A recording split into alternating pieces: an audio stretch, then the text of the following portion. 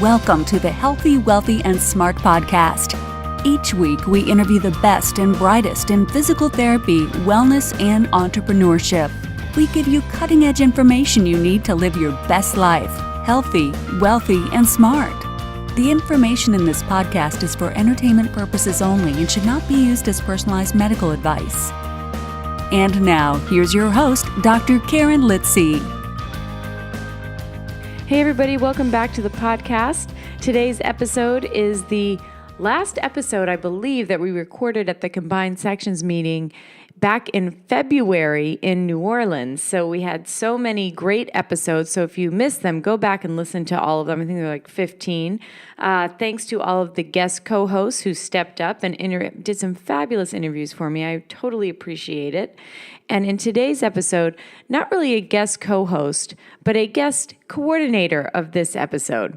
So this was put together by physical therapy student Matthew Villegas. He is also the host of the Capable Body podcast, which is available on iTunes, Google Play, and Stitcher. And the podcast aims to bridge the gap between healthcare providers and real people with real stories. So Matthew reached out to myself and to Sandy Hilton on Facebook and asked if we could come together to answer students' questions about pain, and that's exactly what we did.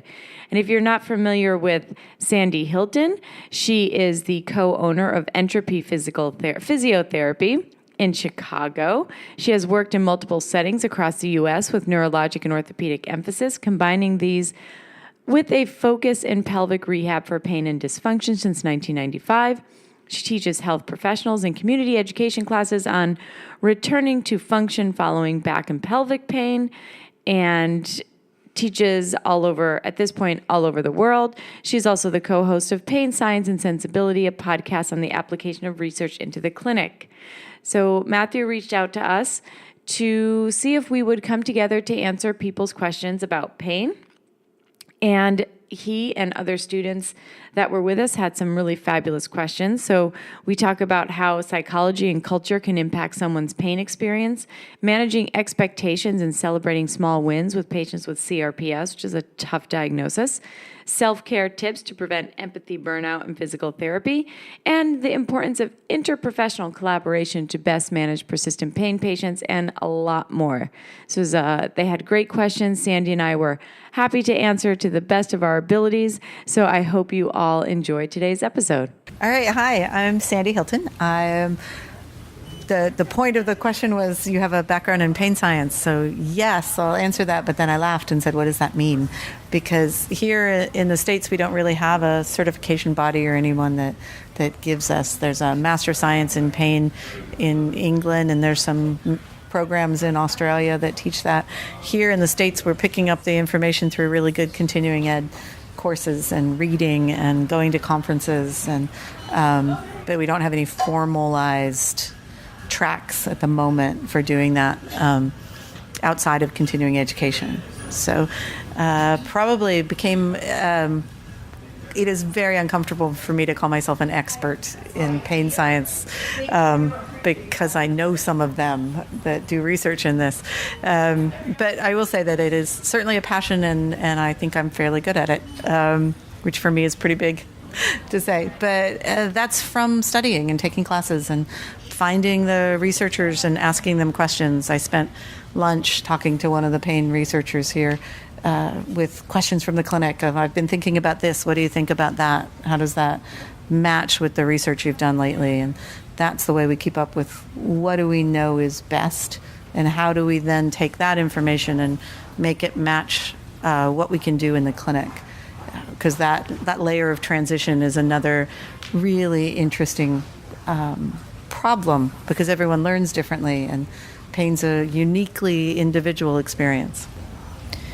Yeah, and I would probably echo what Sandy said, is I don't in any way think I'm a pain expert. I don't do the research. I just read the research, and I talk to a lot of who I would consider are people experts in the topic of pain science because they're the ones doing a good majority of the research. But what I like to do is be able to take that research and then transition that into the clinic and into my own life. So, I mean, a lot of people may know this or may not. I don't talk about it too much here and there, but, I had sort of chronic neck pain for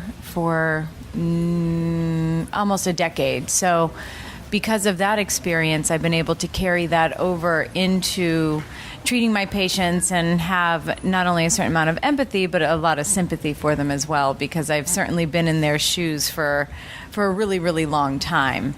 And so I can really understand very intimately the psychological aspects of having persistent pain and what it does to you as a person and to you as a clinician, and how it kind of deteriorates large swaths of your life, because it does. And so when you're working with those patients with persistent pain, it's important to recognize that it's different than treating someone with an acute injury.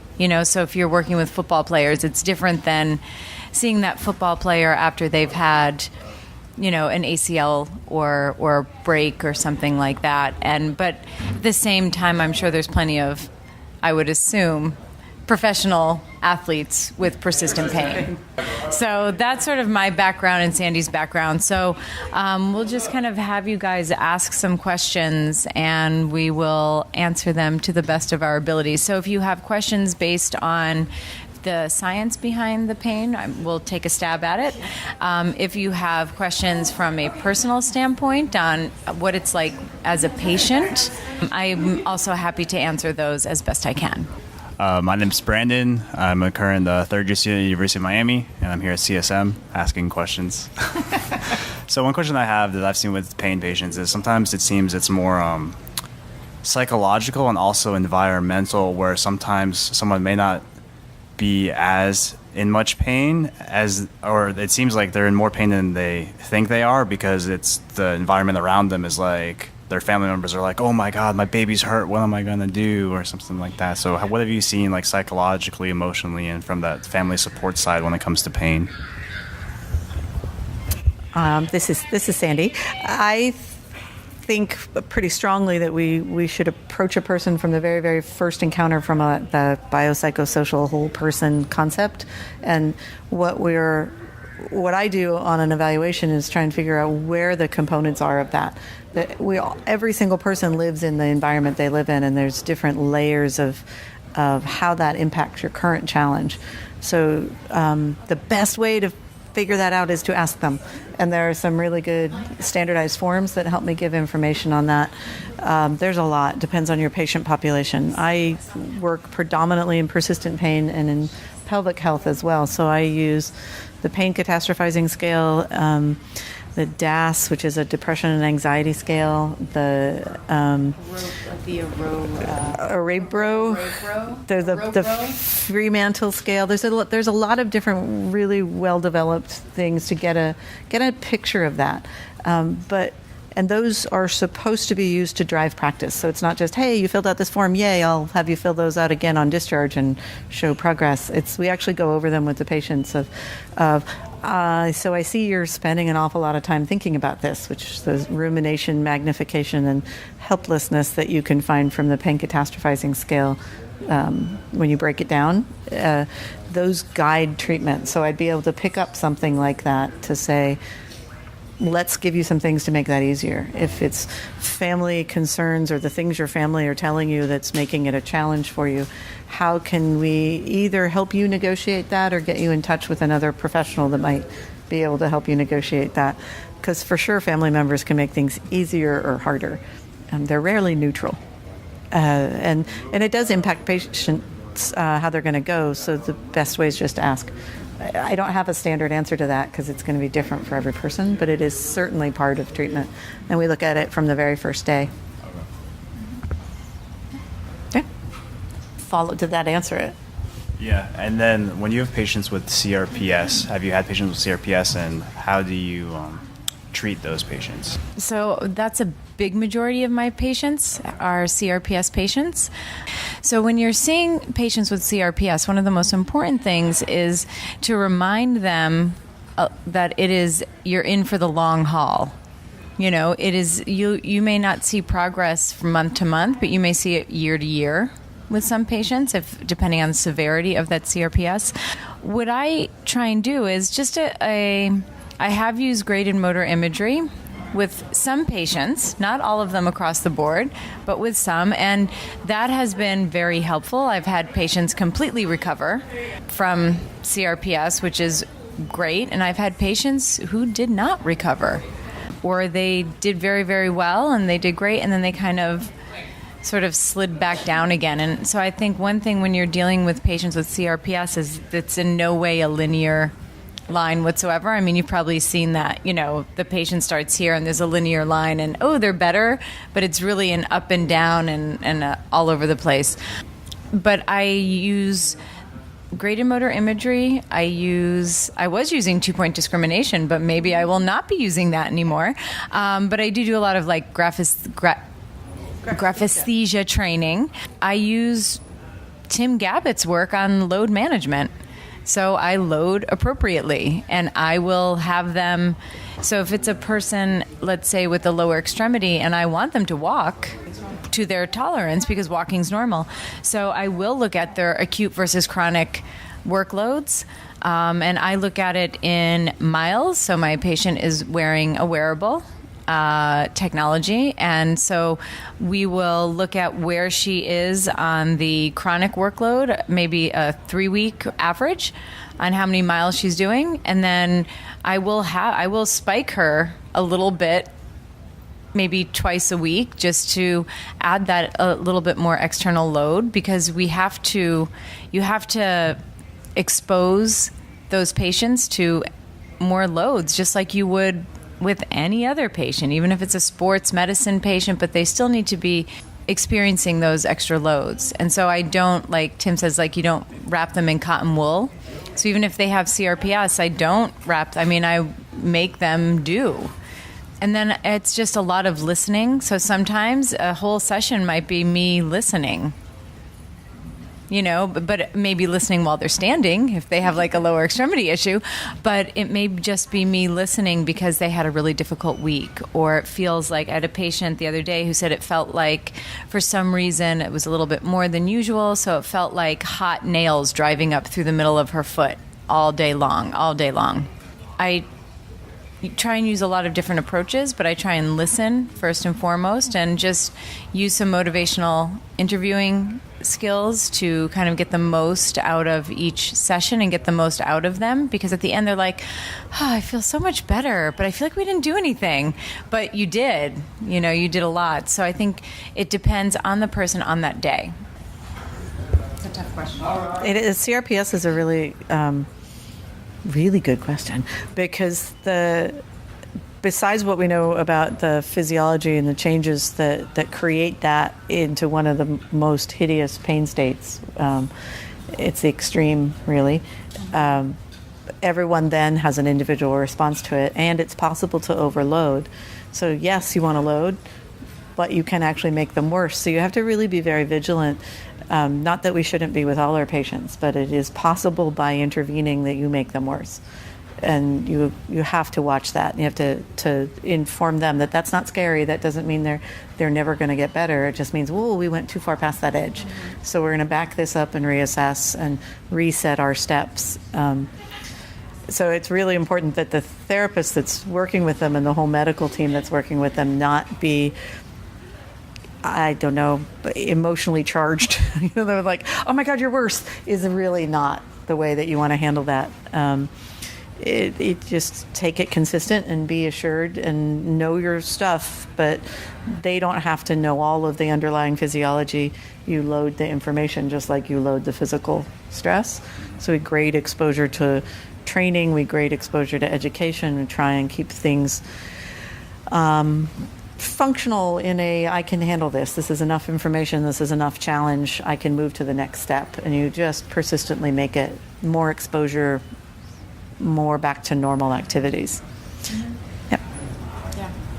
There's so much training out there CRPS is one of the persistent states that I would really recommend, if you're going to work with it, that you truly understand pain well and understand working with CRPS well, because it's more than, which is the same way I feel with pelvic pain. It's, you have to understand pain, but you also have to understand the physiology and what's going on with that. I think CRPS is probably more challenging on a lot of levels than standard pelvic pain, if there is such a thing, because there's so much neurophysiology involved that we really don't know a lot about. Mm-hmm. Yeah, it's difficult, and there's such a huge psychological aspect to it as well. So every CRPS patient that I work with also works with a pain psychologist, because they have to. You know, that is definitely a diagnosis that they really do need to work with a pain psychologist. And oftentimes, you know, these might be people who have a history of anxiety and depression to begin with. And so that all has to be taken into consideration. It's, you know, sometimes if you're weighting it, it's probably 33.3% for each. And as a general rule, but on a given day, it could be 95% psycho, 5% bio. It depends on the person and the day, but it is a very, very tough group of people to work with, but it's also super rewarding when they can get past it, if they do. And that's the thing that a clinician working with persistent pain of any type needs to be able to do, is understand that when they walk in, be able to do a quick little assessment of where are you today, which is often asking them, and that's listening. All you have to do is just ask. Oftentimes people are like, how do you know how they are day to day? And you're like, you just say, so how are you doing today? And they tell you. And usually they tell you. And then from that, you can say, they may say something, and I'll be like, you know, you just said X, Y, and Z. I'd love to go back and talk about that further. Can you tell me more about that? And that's all you have to say. It's fun when, you know, I'll ask that. They'll tell me. And then we start doing things, and they go, how did you know to do this? And I'm like, you just told me that this is what was bothering you, and this is what you were having problems with. So we designed something to address that. I don't think of that as expert care. I think of that as physical therapy. That's normal care. But everyone should be doing care. that, is ask your person. Listen to them, believe them. If they say, you know, I'm not really terribly fond of the pain scales, but I understand that we must document, and that's how we're told to document. But if someone tells you they're a 10 out of 10, that means they're a 10 out of 10. Yeah. It doesn't mean anything other than they feel like they hurt at the most they could imagine right now. Right. Even if they walked in and walked out and drove there smiling, and drove back and whatever, or they had jumped over a puddle to get into your office and they say, no, it's 10 out of 10, then that's what it is. And that's it. And with patients with persistent pain, if that's what they say, then that's what it is. And then oftentimes what I find is, and there's something on it today, like there are people who are like much more stoic and people who are a little more emotional about it. And those stoic people, they're the people you worry about. I don't worry about the people who are overly emotional. They're fine. It's the people who are very stoic and who I'm fine.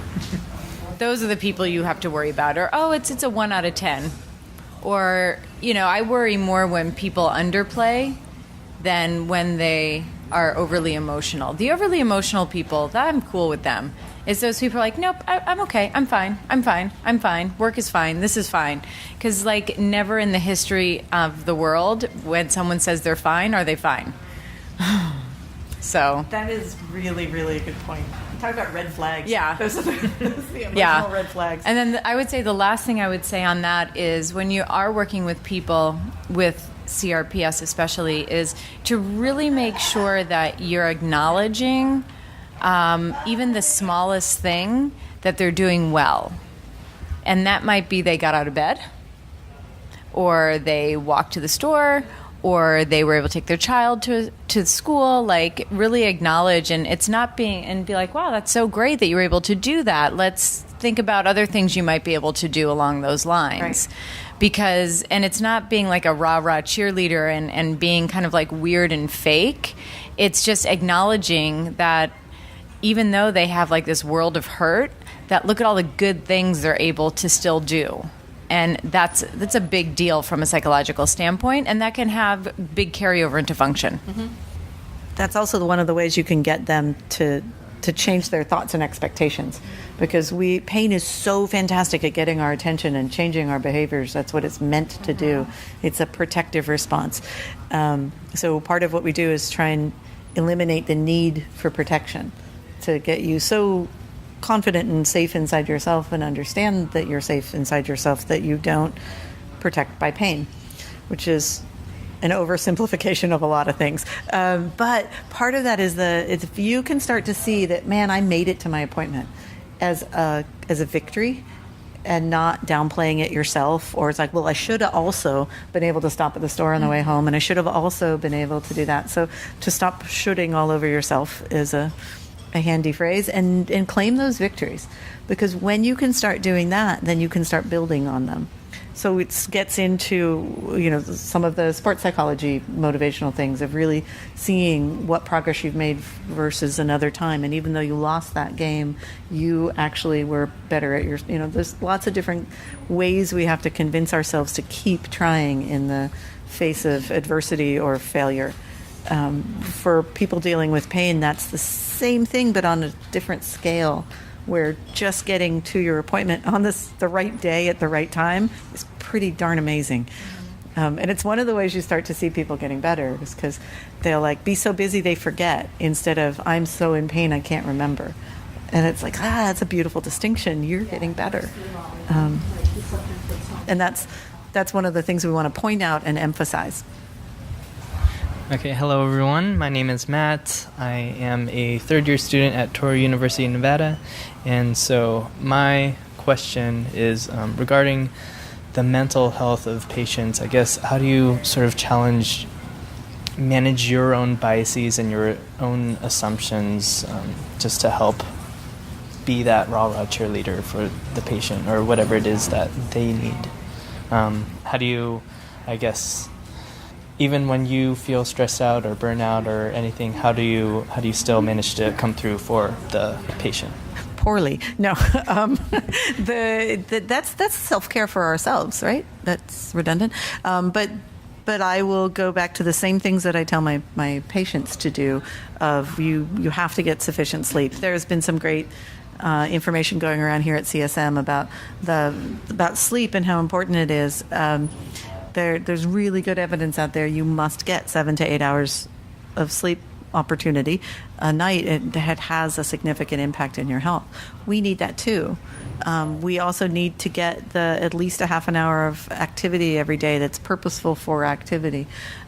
We have to do that as well. We have to eat real food that's healthy for us every day, and we have to do something fun that we enjoy every day.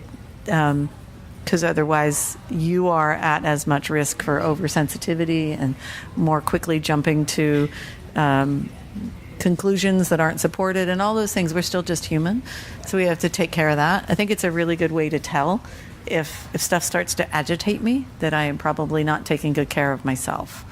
But that's not on the patients, that's on me, of how good am I at that. And I think there's also a skill of not taking it home with you. It's because we care, we're empathetic, we wouldn't be in this field, but it has to not be carried around, because you get burned out really fast that way. I can help them, but I am not them, and I can help them with their problems, but those are not my problems, in a kind and compassionate way, and get them care and all of that, but it is not my role to carry that for them. It's my role to help them figure out how to do that. Yeah, and I think if you can separate yourself from the patient, in that it is not on you for you to achieve their goals for them.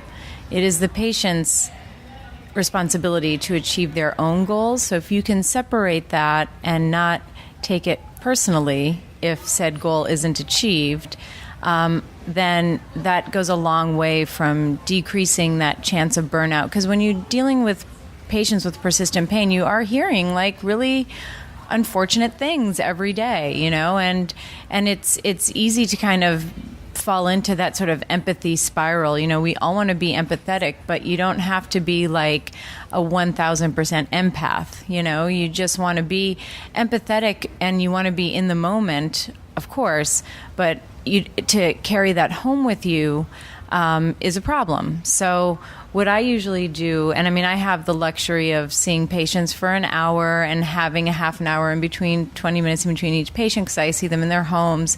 So what I try and do is, in between those patients, I mean, I can go for a walk, or I'll listen to music, or I'll do maybe listen to a meditation app. When you're in a clinic and you have 5 minutes in between patients, something that you can do is sort of a mini meditation, or a stealth meditation, if you will. And I sort of got this from Sharon Salzberg, who is a meditation teacher based in New York. She's got a lot of amazing books.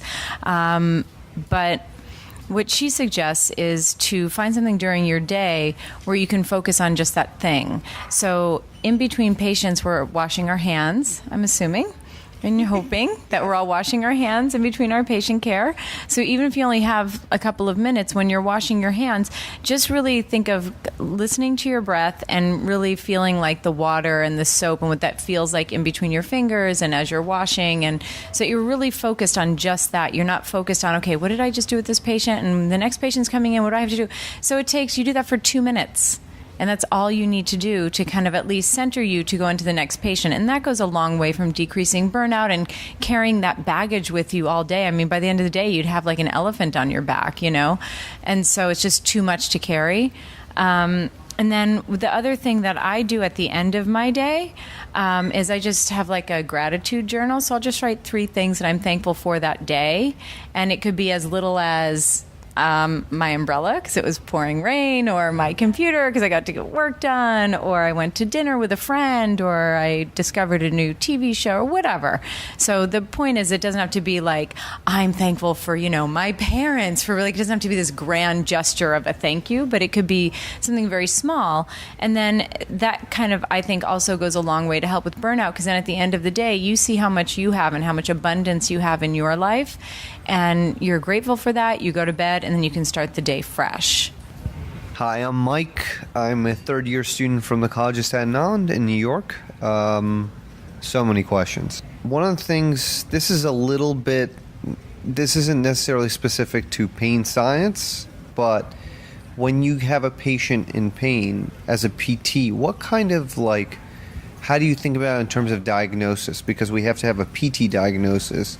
And generally speaking, in PT school, we're not taught how to do that with pain patients. It's not like, oh, here's this way of diagnosing. It's like, oh, this person must have had this medical condition like CRPS, and we're not technically allowed to say that, I think. So I don't know, at least where I'm at, I'm told I'm not allowed to say that. I might need to rephrase your question just to make sure I get it right. Are you asking that when I get a new patient in, what diagnostic codes do I use on the evaluation, and why do I decide to do that? Not codes per se, but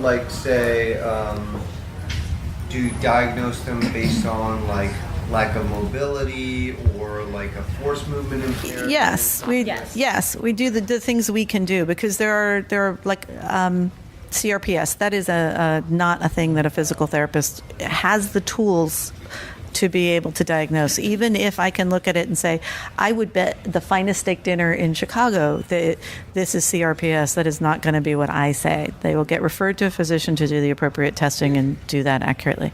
Same with many pelvic conditions. It's like I could be pretty sure, but it is not my role in the healthcare team to do that, and it can go horribly wrong. So I would instead defer that to an appropriate physician to be able to make that diagnosis. That's just where we are in the team.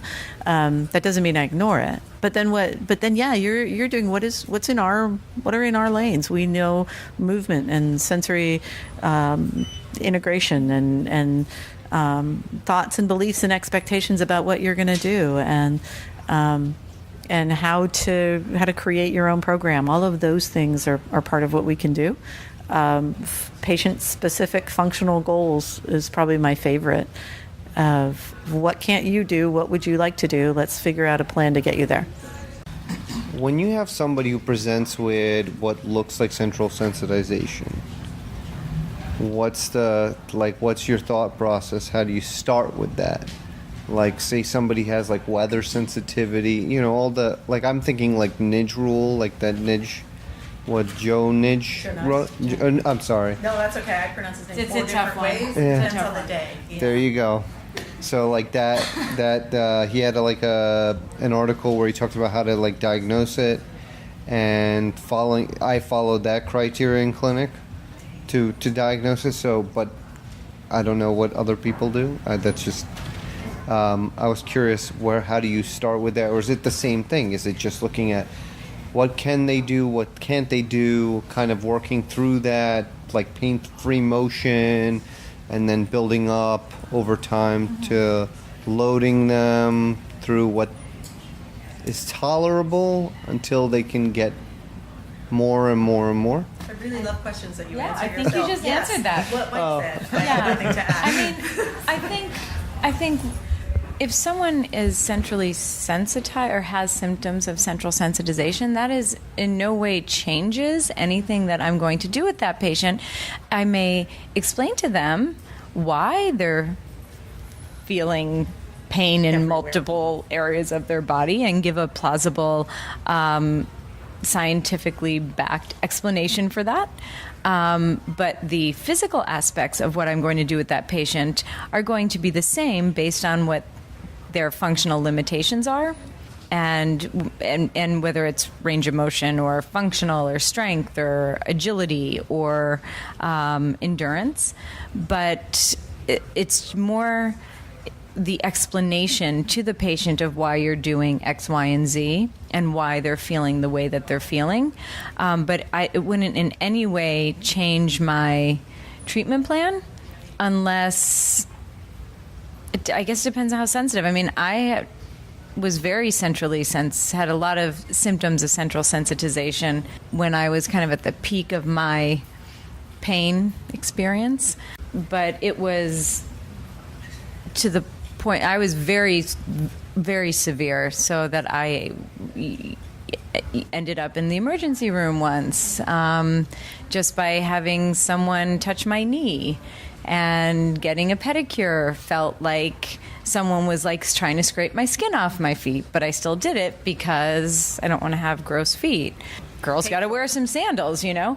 But when I would leave there, I'd have to lay down for an hour or two. You know, going to get my eyes checked would mean I'd have to take the rest of the day off work.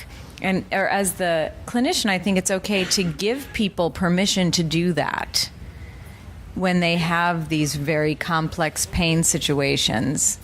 And because that's the way because everyone always feels guilty.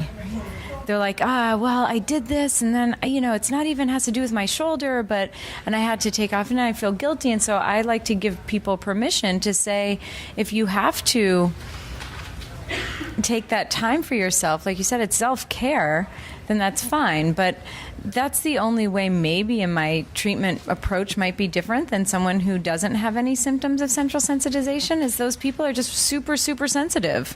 Anything may increase that sensitivity, and what is not sensitive to you or I might be 1,000,000 times sensitive to that person. And I think that has to be recognized, and you have to tell that patient as such, because they think they're going crazy. And they're not going crazy, they're just more sensitive. And we have plausible explanations for that we can use, and that's really helpful. But as far as programming and stuff, I don't know. I don't think it changes that much. Do you? I think that this question has so many different ways we could go with it. The first being the pedantic way of let's define what we mean by central sensitization, and is this term still in accepted use in the pain science world? Because the answer to that is no. There's some really interesting, and by that I mean I have a lot of reading to do, discussions going on about whether or not that's an accurate term to use. And in 2013, I was at a conference. Bert Messelink is a physician in Europe. He said that we should just stop that term completely and call it central pain states, because it's misleading. And as part of the transition from acute pain to persistent pain, there is, by definition, some increased sensitivity in different cortical and spinal cord and peripheral areas. But those changes can happen rapidly after an acute injury as well. So we might be mislabeling what's going on. So hold lightly to your definition of central sensitization because it's probably going to be changing. So that's one way to go with that. So what? So if someone's centrally sensitized, they're going to be more sensitive. I'm going to start them where they are and get them back to normal. So it's more for the explanatory model than a treatment technique. That's not a thing that you necessarily treat individually. It's more of a description of where that person is within their system and what you might be doing. But then I'll go back to the pain catastrophizing scale, breaking things down into different subsets lets me know where to aim some of my treatment to address some of those top-down mechanisms. But it's still going to fall back to what does that look like? Education, movement, helping them reconceptualize what's going on. So that's a really good question, but I would say watch this space because I figure after IASP in Boston this year, we're all going to be changing our words, hopefully. Have some rewriting to do. I recently spoke to a psychologist about this, but I wanted to hear your insight. If you have a patient who has chronic pain and you do feel they need behavioral intervention by a professional from that field, how do you propose it to your patients? Like, what are strategies that you use with your patients for that? Yeah. I mean, I ask them. I ask them if they're seeing a psychologist or a mental health professional first. And if they say no, then I may say that, because I don't want people to think that I'm diagnosing them and thinking they're crazy, because I'm not. But what I may say is I may go on my experience and say, when I had a lot of pain, what really helped me was a combination of movement and exercise. And I worked with a professional that really helped me to see things differently, and it was a huge help to me. So I will go off my own experience, and so that I'm not making the patient feel like there's something super wrong with them or there's something like they're super broken. So I approach it that way because I have that history. If you don't have that history, then you can just say, have you ever considered speaking to someone? Like, do you feel like maybe that might be helpful for you? And then they may answer and I'll ask them like, well, what do you think? Do you think that it might be helpful if you spoke to someone about this? Because, and I'll say, like, I'm not a psychologist. I'm here to listen, and I'm happy to do what I can do, but I can only go so far. A little bit, sometimes things are outside of my scope of practice, and I'm happy to help you and facilitate whatever you need from me whenever you're ready. What Karen said. No, that's beautiful. I will. Asking them. Is there anyone? You could imagine saying it like. We've talked about this a couple times. It really seems like it's something that's hard for you. Do you have anyone that you talk to about this? And then I watch how they react to that because there is such a stigma attached to seeking psychological help and counseling, and that it somehow means that you are less than or really broken or something. And there's a person I spoke with recently that felt like probably the best idea, but she would literally not be hired for the job she's applying for if there was anything on her record that said she sought counseling. So that's a problem. So you have people that have a need, and there's professionals that could meet that need, but there are barriers in the workplace or sociologically that prevent them from getting it. Sometimes it's a matter of that, and then like, how about a pastor at your church? Or there are a lot of different ways to get help. But like many things, and I was using the example earlier this week of I know a little bit of vestibular rehab, but if what I know isn't helping, I need to refer them to someone who specializes in that. It's the same way with, I kind of do CBT light is what I call it. I know how to do motivational interviewing techniques. I know how to incorporate some of the ACT and CBT techniques into my practice, just woven through, not as a thing I am doing now. But I can only take them so far, and if they need more than what I know, then it's my responsibility to refer them to someone else. And that's usually how I do it, is say, look, I can tell that you're going to get better, and I think what's happening is you need someone with more skills or different skills or more ideas than I have. So here's some names of people I know in the area. If you don't know any, maybe go see if they can help get you more ideas so that what we're doing works better. is often how that gets presented. But it's not, wow, you're really broken, you need these people. So in terms of diving into the research and talking to some of the researchers, what are some of those barriers or challenges that they're facing, and then what are some of the struggles with just applying that knowledge in the clinic? No, the challenges in the clinic I can answer pretty well. As you asking from a research perspective, what are some challenges for the researchers? I guess as far as like what you know from people that you've spoken with. That's exceptionally broad. Funding.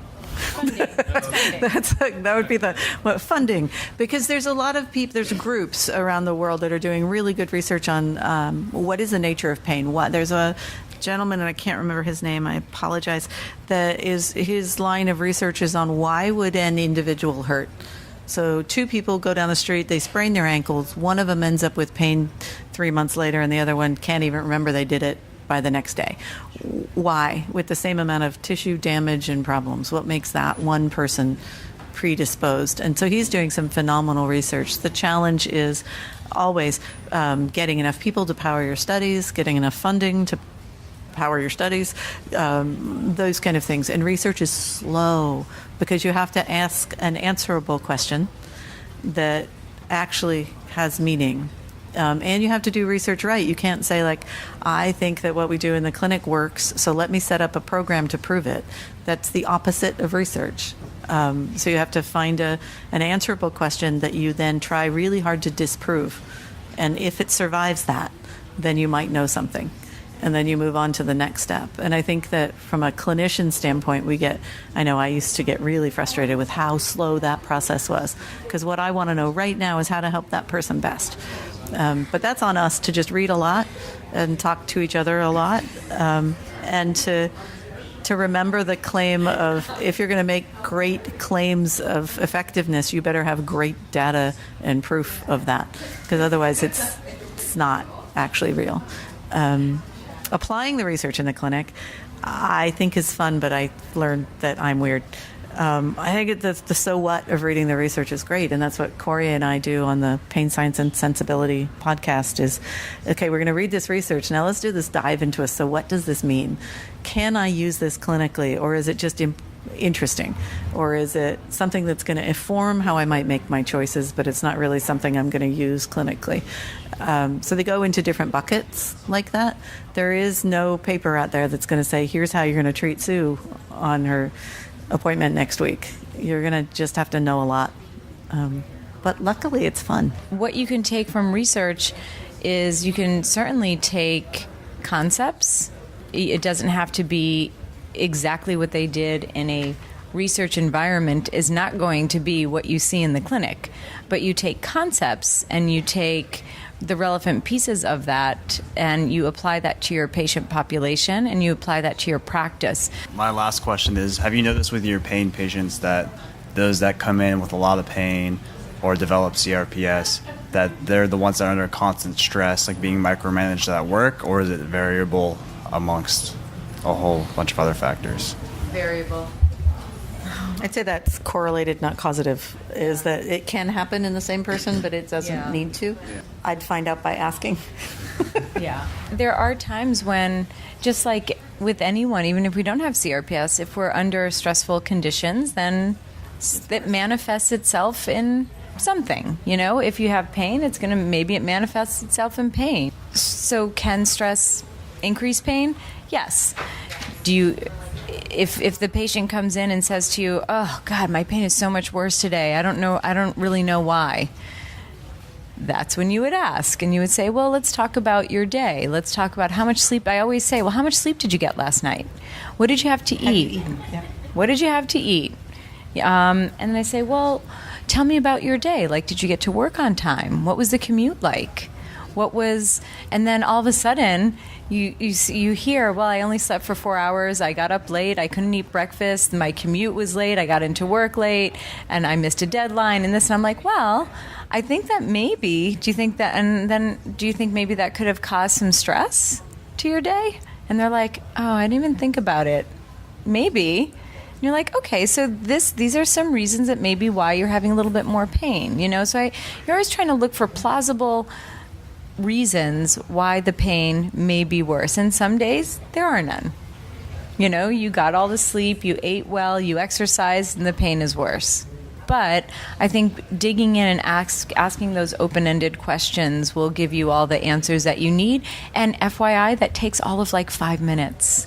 It doesn't mean you're sitting for a half an hour. It takes 5 minutes to ask those questions. You can get the answer while you do other things, too. Yeah. So all of this interaction and talking, like I say, it's woven into treatment. Mm-hmm. It's not this linear, okay, we have talked about this, and talked about that. It's all fluid. Mm-hmm. Yeah.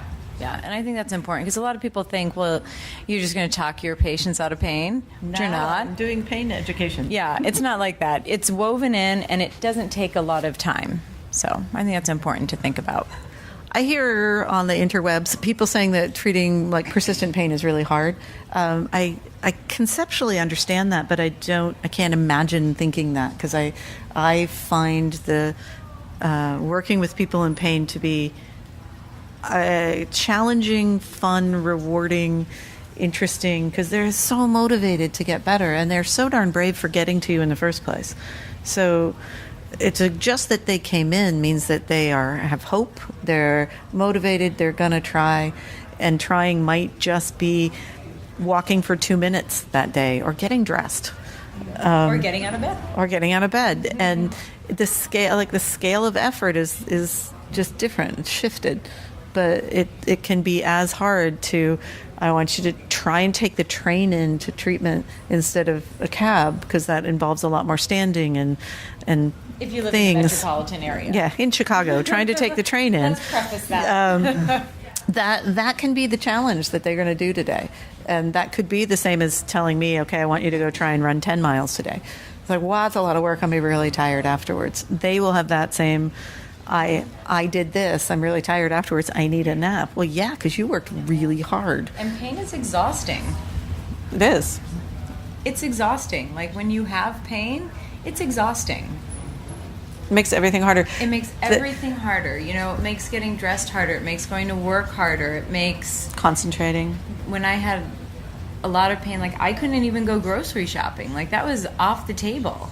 You know, so you have all these layers of where you need sleep, food, clothing, like Maslow's hierarchy of needs. Well, I should say battery, Wi-Fi, food, clothing. I think battery and Wi-Fi is on the bottom. So I sit here trying to charge my phone. But when you have patients who've had very long-term persistent pain, that's hard. Nourishing yourself is hard. Sleeping is hard. All of that stuff is very difficult. And I think if you can be the person for that patient, to listen to them, to offer good, solid advice, to help them take control over their life versus the pain controlling their life, and being able to really get them to understand that they're not fragile and they're not broken and they're not damaged goods, that's going to go a long way to getting them better without even putting your hands on them, without having them loaded tissue.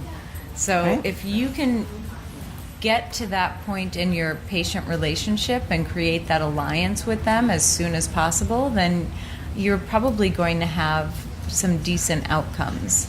And just making eye contact and saying, after they tell you what they're afraid of and what their conception of what's going on with them, is just making eye contact and saying, you know what, you're going to be okay. We're going to help you get through this. You can just watch them and be like, oof.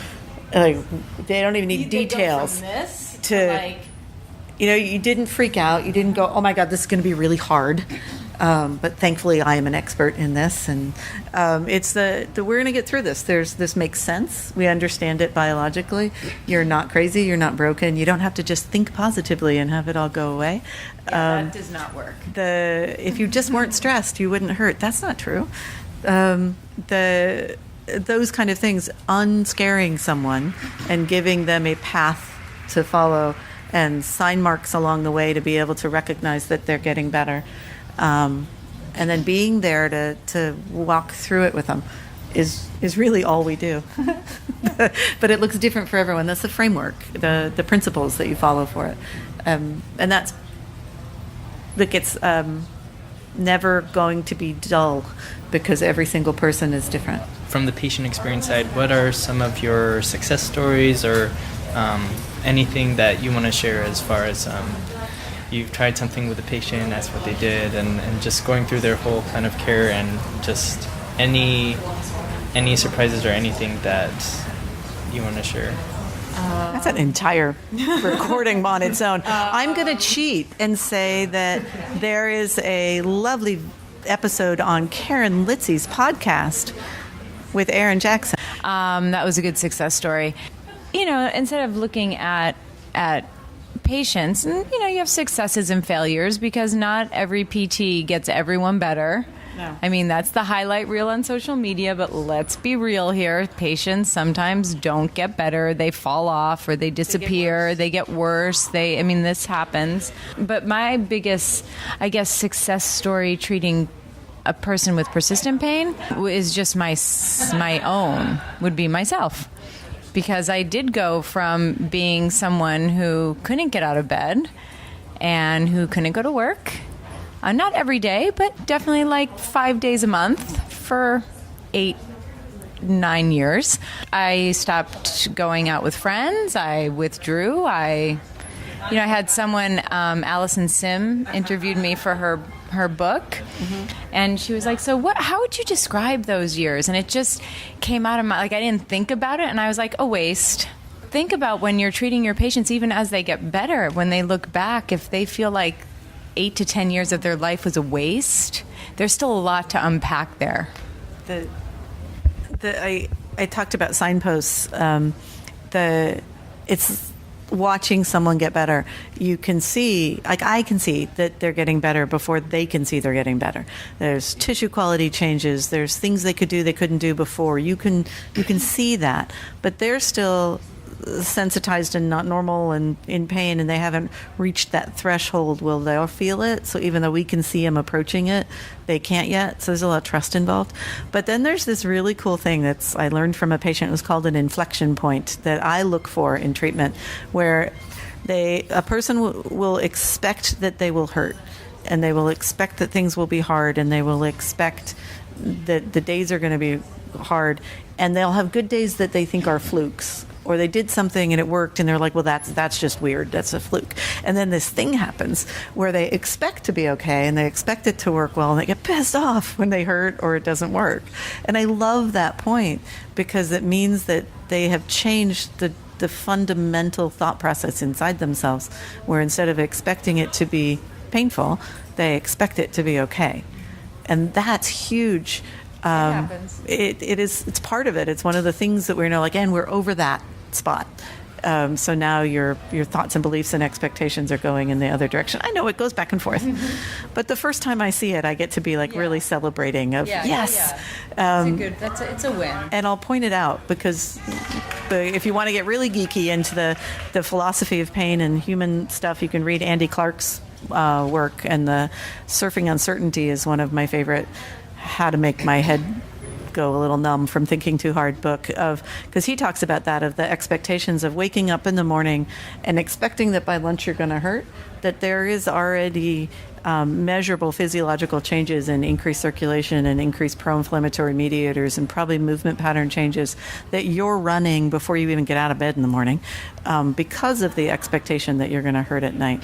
So I love it when I can flip that, because it's like, wow, what's not happening? You're not running as much of all of those top-down procedures, which will make things work better. I don't usually explain that to patients, because most of them aren't that geeky into physiology. I do, but it depends. But and there is something to that, waking up and like, wait, I don't have pain. This is weird. And then after it happens, for me, it probably took 3 months of waking up without pain to feel like it wasn't a fluke.